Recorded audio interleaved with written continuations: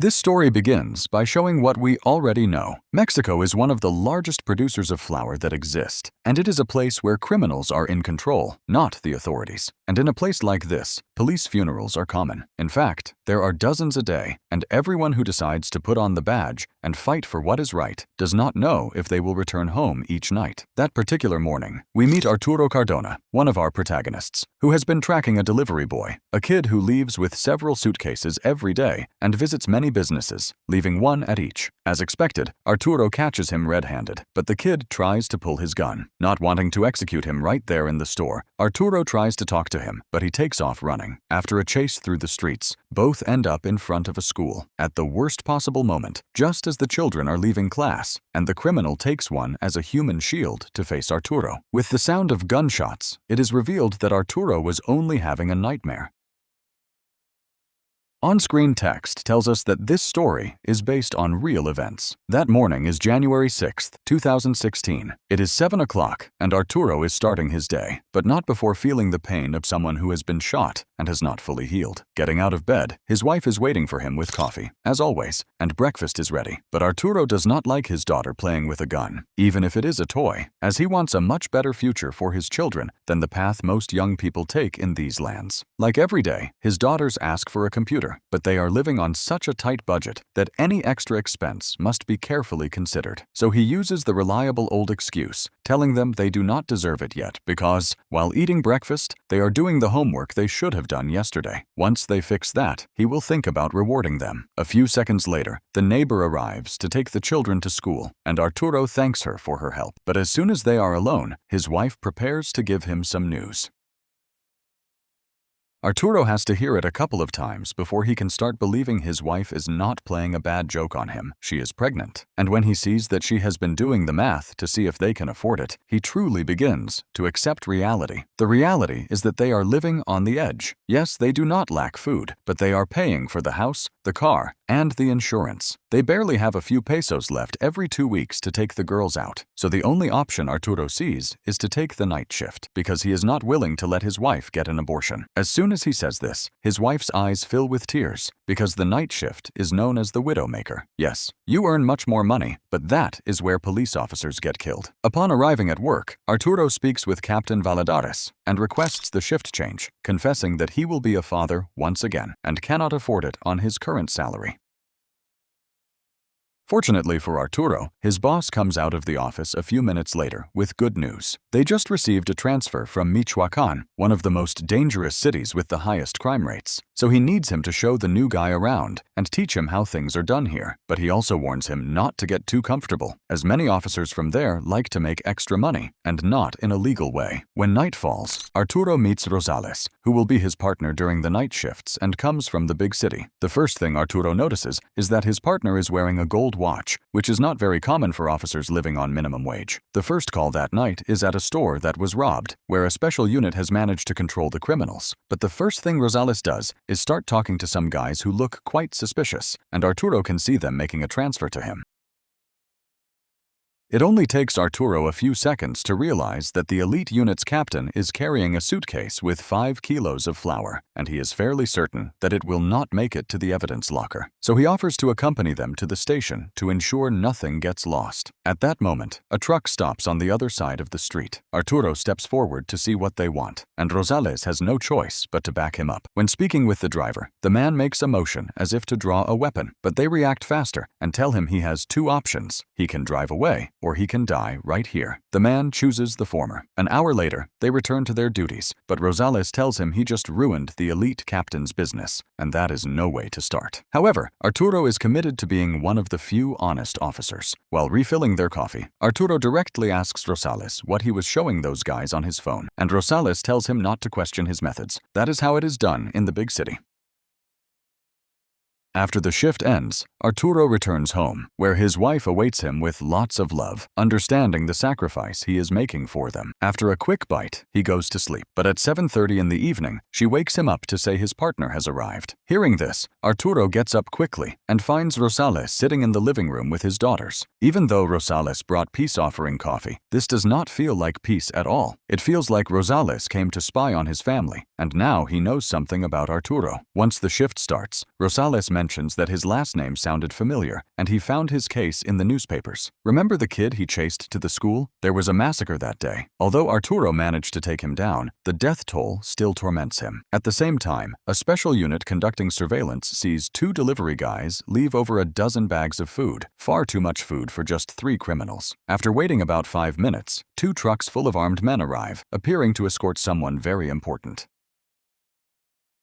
2 minutes later, 2 police trucks arrive and begin advancing toward the house, positioning themselves out front and preparing to breach. Once they kick down the door, bullets fly everywhere, and the special unit is forced to use grenades to clear the rooms one by one. The bad news is that there are many more enemies than they anticipated. While some surrender, others choose to go down shooting, and one of their teammates is wounded. In the main bedroom, there is a very beautiful woman, clearly brought in to please someone who is no longer there, having escaped through a tunnel beneath the property. The officers head down into the tunnel, which stretches several hundred meters underground. Cholo Ivan, the man they have been looking for, crossed through there and has a lead on them. The next morning, Arturo and Rosales are on watch, eager for their shift to end so they can go home. That is when Valladares shows up and tells them the Navy had a clash and a high-value target escaped into the area.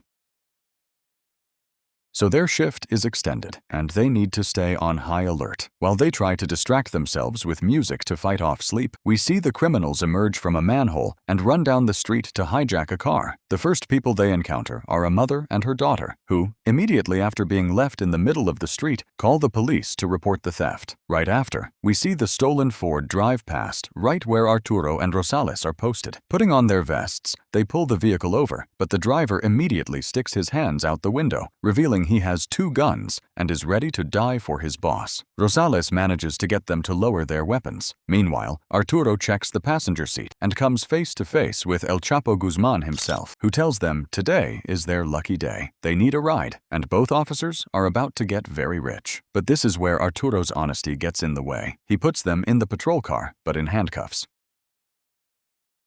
Once they have them in the patrol car, Arturo takes a picture of them and tries to call his captain, but Rosales snatches the phone, telling him he cannot do that. They saw their badges and names, and their families will be dead before the shift is over. The best thing they can do is drive them wherever they say. Take the bribe and forget all about this. But Arturo argues that if they drive them to their hideout, they will never walk out alive. Rosales has to admit he is right and asks for a few seconds to think. What can you do in this situation when you have the country's most wanted criminal in your patrol car, and in a few minutes, every single one of his henchmen will be hunting you down? As they drive, we see everyone on the boss's payroll learning that the car they were supposed to arrive in was found on the highway, and now everyone is fanning out to search for him. Back with Arturo, they are driving down a road when a young man with a radio begins following them on a motorcycle.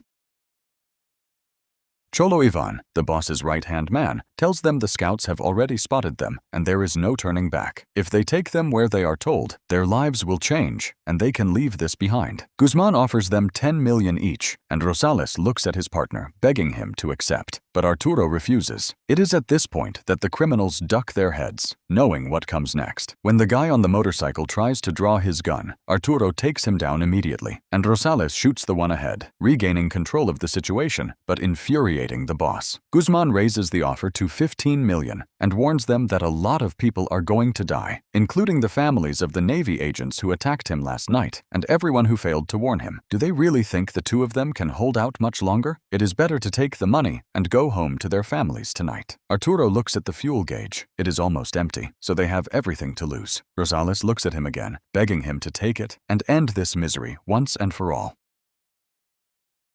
Arturo pulls into a dangerous part of town that has a gas station, knowing that if the car stops, they are dead. Just as they begin refueling, a truck with several men stops behind them. Rosales decides to head to the restroom to divide them. Facing 6 men at the pump is not the same as taking on 3 each with the element of surprise. Rosales knocks out one of the men and takes another hostage. Meanwhile, Arturo does the same and tells them to get lost before they find what they were not looking for. Once they gain control, the car is fully fueled and they drive away without firing a single shot. However, by that time, news of the 2 dead scouts has spread, and they must hit the gas to get away as fast as possible. They finally agree to send the photo to the captain and hide in a nearby hotel for as long as it takes for reinforcements to arrive, deciding to use the divide and conquer strategy again.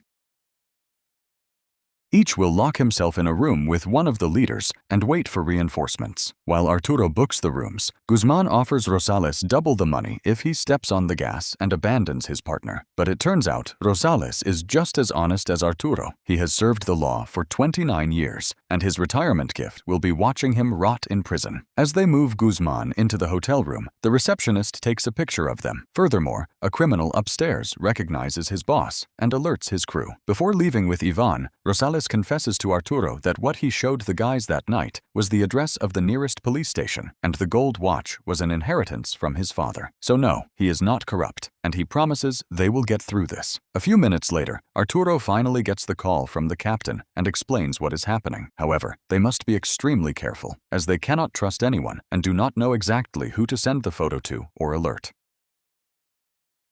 This is when Arturo tells him to send it to everyone: the Navy, the Army, the FBI, everybody. It is time to stir up the hornet's nest and see who can be trusted and who cannot. Seconds later, the receptionist receives a call from a guy named Lagarto, who is in charge of the entire area and is already mobilizing all his men toward the motel. It takes Lagarto only a few seconds to pull up Arturo's background, learning he has a wife and 2 daughters. He sends several men to pay them a visit, ordering them not to kill them until they recover the boss. In the next scene, we see Isaura, Arturo's wife, calling the captain. He tells her that her husband is on a special operation, but she needs to pick up her children immediately and stay with a neighbor or someone she trusts. In the room, Guzman keeps offering money, so Arturo will finally face reality. He has all his colleagues in his pocket, and nothing they try will work, because he will not see the inside of a cell, but they will end up in the morgue. What makes him think his partner is not already working against him? Too much time has passed and he has not returned. Ivan surely convinced him, and in a few seconds, he will walk through that door to kill him, along with all the men who undoubtedly know they are here and will arrive shortly. Arturo cannot think he is smarter than him. After all, only one of them is the leader of a criminal empire with a hand in everything. If he wants to see his family alive at the end of the day, they had better cooperate. While Arturo thinks it over, Guzman asks for a bottle of water, but when Arturo hands it to him, Guzman grabs his arm to try to overpower him, only to end up with a gun in his face within a second. Arturo makes him understand he is not like any other cop and needs to start behaving, or he will not reach the end of the day either, because they will go to hell together. The guy upstairs with his girlfriend starts checking every room, convinced he saw his boss and determined to be the one to rescue him. As soon as the guy turns the doorknob, Arturo reacts, threatening Guzman to keep his mouth shut while taking a defensive posture that allows him to strike first. For a few seconds, it looks like Guzman might shout, but with Arturo holding the gun firmly against his head, the man gives up after several attempts. However, everything indicates he plans to return, as Arturo sees him walking toward the receptionist's office. A moment later, we see the Admiral receive the photo sent by Valladares. He tells his right-hand man that Ivan has finally come out of the manhole and is bringing a huge prize with him. El Foco, his first officer, realizes it is Guzman, and they look at each other, pondering their next move. Seconds later, the Admiral mobilizes all his personnel toward the hotel, since that is where the party is, and everyone is invited. We then see 3 Navy trucks packed with trained soldiers moving rapidly toward the hotel. In the following scene, Isaura arrives at the school to take her daughters out of class and bring them to safety. As they head toward the hotel, Lagarto and his men spot the Navy, so he sends 2 vehicles to delay them while they rescue the boss. The Admiral tells his driver to follow Lagarto's vehicle while the other trucks stay to control the situation. Next, we see the 2 Navy trucks deploy quickly, as do the vehicles carrying Lagarto's men. They begin shouting at each other, waiting for someone to pull the trigger and unleash hell. The Navy stands firm. Although outnumbered, training beats criminals. When one tries to run, a burst of gunfire at his feet stops him, and the rest drop their weapons, as none of them want to die. The Navy officers move quickly, handcuffing everyone so they can rejoin the Admiral, who is likely heading into a far more dangerous situation. A few seconds later, we return to Isaura, who is driving through the streets, terrified, knowing danger could appear from any corner, just as Valladares warned. Isora did not have time to find someone trustworthy, so she returns home and asks her girls to stay in their room and not come out for any reason. Back with Guzman, he continues his speech, telling Arturo that he has 18 children and none of them lack a thing. They have brand new cars, travel whenever they want, and that life could be his too. All he has to do is set him free and hand over the car keys. The money will arrive at his house tomorrow morning, and his entire family will be under his protection. The only difference between his men and the police is that his men make enough to eat and live decently, unlike the police, who are killed and forgotten. Even if Arturo does not believe it, he is offering an way out that he desperately needs. Before the conversation can continue, 2 helicopters begin hovering over the hotel. Arturo knows time is running out. Allies or enemies, he is now on his own and cannot trust anyone. Upon hearing the helicopter rotors, Guzman flies into a rage and threatens to kill Arturo's entire family before they can even arrest him. He had better listen, because he is getting tired of being nice. Guzman raises the figure to 100 million, but this is no longer about money. It is too late for that. Rosales can also see the helicopters, but he is in the car in the back alley trying to keep Ivan calm, as Ivan is far more dangerous and bloodthirsty. In fact, Ivan is telling him that by the end of the day, his men will find his family and murder them before his eyes one by one. They might even force him to do it, not with a gun to make it quick, but slowly, so he regrets doing this. In Ivan's eyes, Rosales can see pure evil. This is a man responsible for the deaths of perhaps thousands of people. When he says he will make him suffer, Rosales has no idea what he is picturing or the things he has actually committed. Rosales starts agreeing with him, saying he might make it to prison, or he might not. If he keeps talking, they will shoot him in the head and likely celebrate him as a hero. But at that moment, a gun appears at the window, and Rosales loses his advantage, having been caught off guard. However, it turns out the guy upstairs with his girlfriend who recognized Guzman is an undercover cop who has known Rosales for many years. He just gained an ally in a situation where many likely will not survive. Seeing his friend's face, Rosales feels as though his soul returned to his body, having been certain he was going to die. But that is still a possibility. If Guzman's men arrive before reinforcements, they are all done for. Meanwhile, we return to the Admiral, who is closely tailing Lagarto's truck. Lagarto is losing his patience by the second, and he is the kind of man who will never see the inside of a prison. In fact, he knows full well he cannot arrive at the hotel with the police on his tail. He orders his driver to stop, maneuvering so they can quickly jump out and unleash a hail of bullets on the Admiral and his men. Lagarto shows rare nerve, but he is not very smart. Instead of taking turns reloading, his men unleash hell all at once, leaving themselves completely defenseless for 5 seconds. 5 seconds that the Marines know they must exploit. They wait patiently behind their vehicle to strike back. When the bullets run out, the Admiral orders a counterattack. The Marines not only fire in a controlled manner, but advance slowly to flank them, proving that training wins in these situations. Or so it seems, until Lagarto, completely out of his mind, throws a grenade that lands close enough to the soldiers to knock them all out. With this desperate move, he manages to defeat the Marines.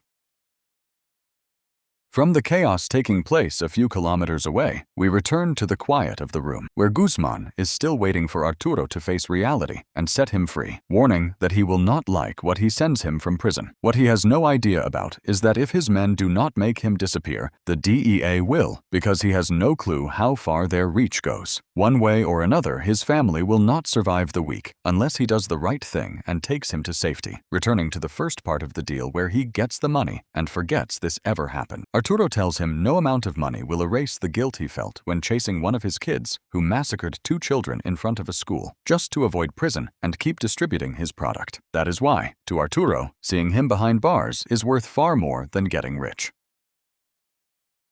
He is right, they are at war, and he is on the winning side. Locking eyes with him, Arturo tells the country's biggest criminal that when the day ends, he will either be in a cell or a casket. Those are his only 2 options, so he can take his 15 million pesos and shove them down his throat. Back with Isara, anxiety takes over her body, though she has managed to stay calm. That is until she sees 5 men, armed to the teeth, standing in front of her house. In the few quiet seconds she has left, She texts her husband what is happening, then grabs her daughters to try to find a safe place to hide. When Arturo reads the message that his family is in imminent danger, he realizes Guzman was not lying, and everything he did to protect his identity failed. Although Valladares did the right thing by sharing the image with everyone, someone clearly leaked it, and now he will witness the power criminals hold in the country, or at least over the people he trusted. When Arturo calls his wife, all he can hear over the phone are their cries and the criminals cocking their weapons. Now, the situation is stripped down to its core. His family, the boss, and time are running out, as Lagarto has just arrived at the parking lot and his men are already searching the rooms. In his last remaining seconds, Arturo places the phone near Guzman so he can order his men to release his family. But the boss stays silent, willing to let it happen regardless of how many times Arturo tells him they are just innocent little girls. Arturo tries desperately to reach his wife, but when he puts the phone to his ear, he hears a gunshot. That is when he completely loses control, raising his gun to execute Guzman. Suddenly, the door bursts open to reveal the Admiral, who arrived in Lagarto's truck and orders Arturo to drop his weapon. Arturo screams at the Navy officers that they just executed his family.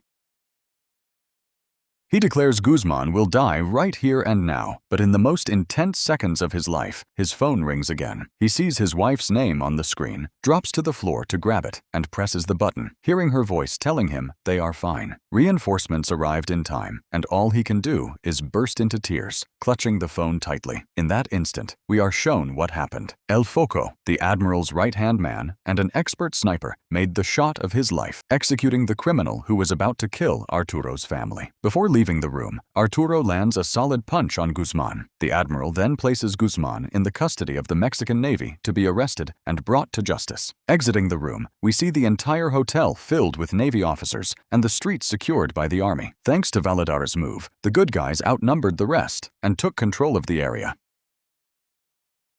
Ivan, the hotel receptionist, and everyone who tried to turn him in are taken into custody. Just when everyone thinks it is over, the Admiral thanks Arturo and Rosales for their actions, but asks them to step back immediately, as the Navy has taken control of the situation. But Valladares was not born yesterday. He handcuffs himself to Guzman and informs them that it was the police officers who placed the country's biggest criminal under arrest. Right now, everyone is heading to the presidential hangar, where he will finally pay for his crimes. The Admiral is on the verge of unleashing hell on the police and army members securing the area, but at the last moment, he orders his men to lower their weapons, giving Guzman a look as if to say, there is nothing more he can do. Valladares, the Admiral, and an army captain board a helicopter to transport Guzman to the presidential hangar without anyone else standing in the way of justice.